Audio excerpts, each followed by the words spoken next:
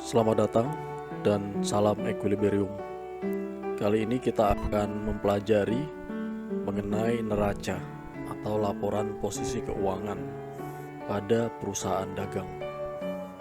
Untuk itu, mari kita simak uraian berikut. Sebelum kita mempelajari, perlu kita ketahui bahwa soal yang terdapat pada materi video ini saling berhubungan dengan soal pada video sebelumnya mengenai HPP, laporan laba atau rugi, dan laporan perubahan modal. Untuk memahami materi atau soal yang ada pada video ini, disarankan untuk melihat video sebelumnya. Sekarang mari kita masuk pada materi. Neraca atau laporan posisi keuangan adalah suatu laporan yang menggambarkan posisi harta, utang, dan modal dalam satu periode tertentu. Pada persamaan akuntansi, kita ketahui bahwa ada persamaan yang menyatakan bahwa harta itu sama dengan utang ditambah dengan modal.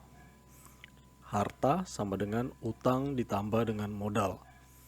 Dengan kata lain, jumlah harta harus sama dengan jumlah utang ditambah dengan modal.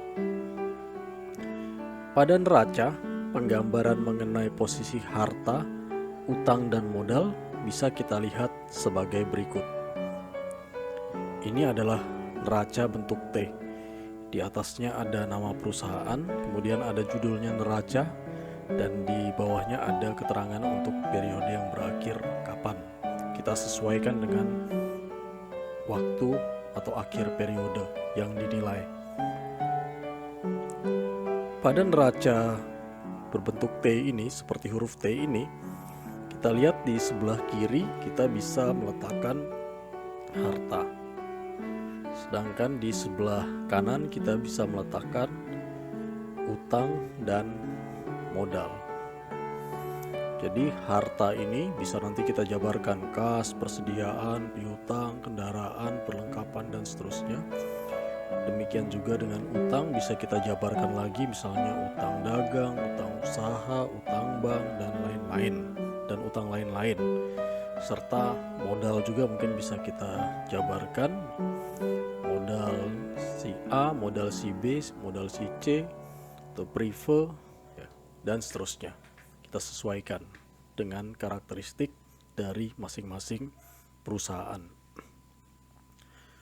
Setelah ini dibuat, maka dijumlahkan total harta itu harus sama dengan total utang plus modal. Jadi jumlah harta ini harus sama dengan jumlah utang dan modal. Kalau hartanya 10 juta, maka total utang dan modalnya juga harus 10 juta.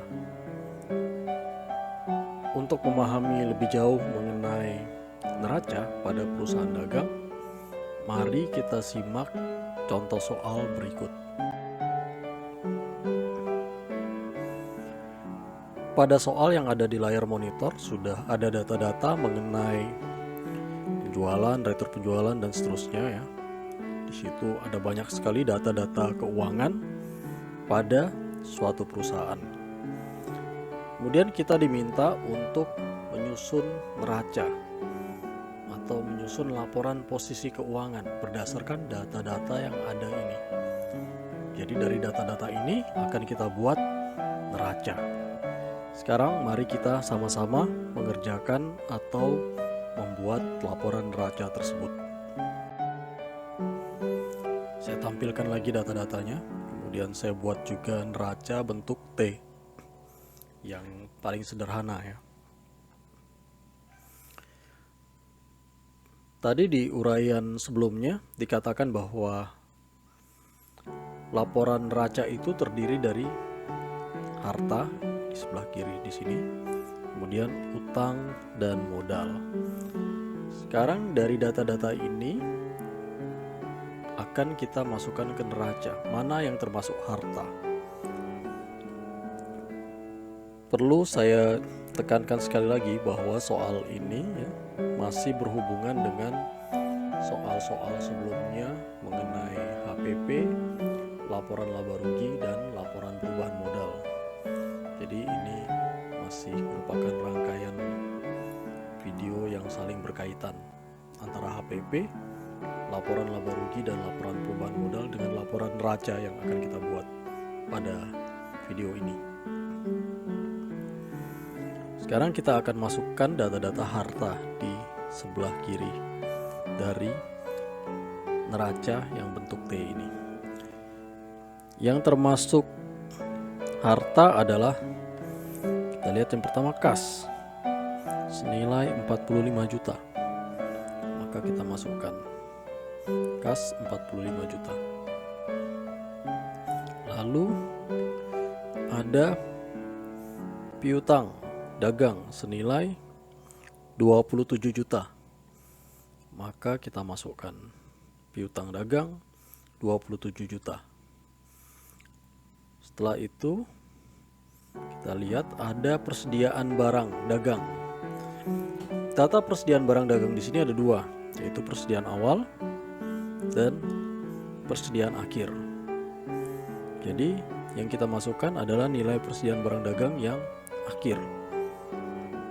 Karena yang akhir itu lebih menggambarkan persediaan yang sesungguhnya.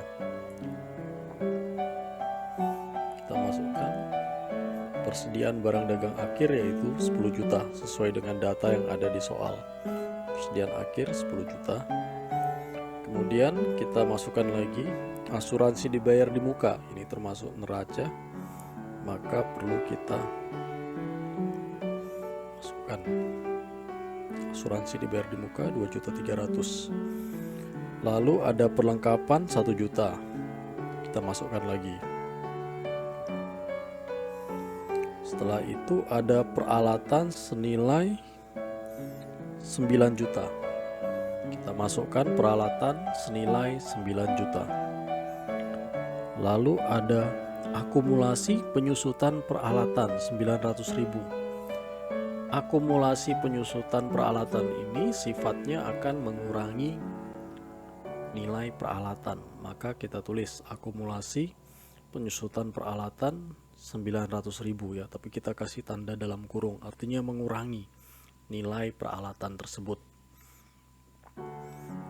Lalu di bawahnya ada kendaraan, nilainya 125 juta. Kita masukkan kendaraan 125 juta.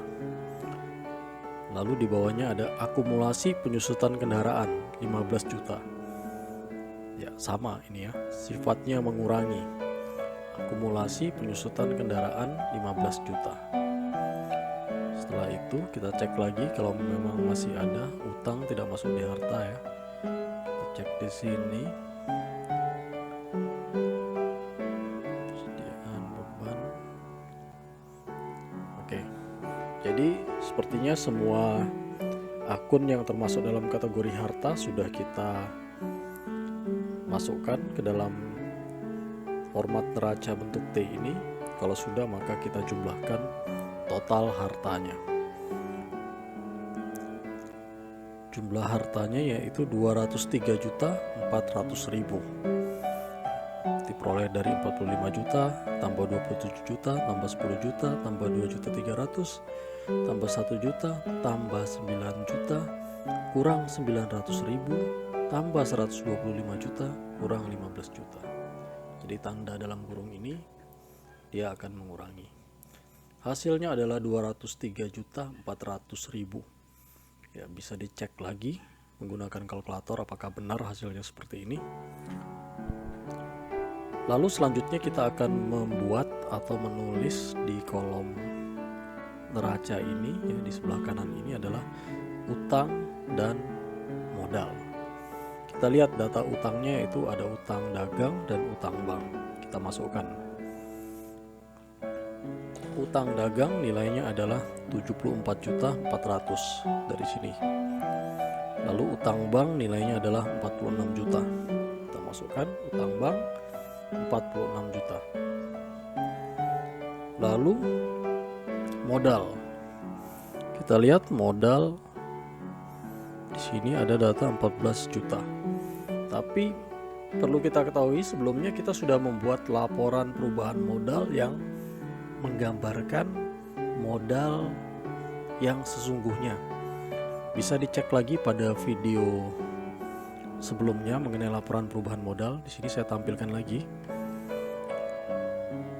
Laporan perubahan modal ini yang sudah kita buat pada video sebelumnya, diketahui data bahwa modal akhir nilainya adalah 83 juta. Maka 83 juta ini yang akan kita masukkan ke sini. Modal nilainya 83 juta. Prefer ini tidak perlu kita masukkan karena sudah termasuk dalam modal ini ya. Jadi sudah dimasukkan dalam laporan perubahan modal, jadi tidak perlu kita masukkan lagi. Kalau sudah, maka kita jumlah total utang dan modalnya adalah 203.400.000. Jadi sama dengan total harta. Harta sama dengan utang ditambah modal. Sama. 203.400, 203.400 juga. Dengan demikian kita telah menyelesaikan menjawab soal mengenai cara membuat neraca.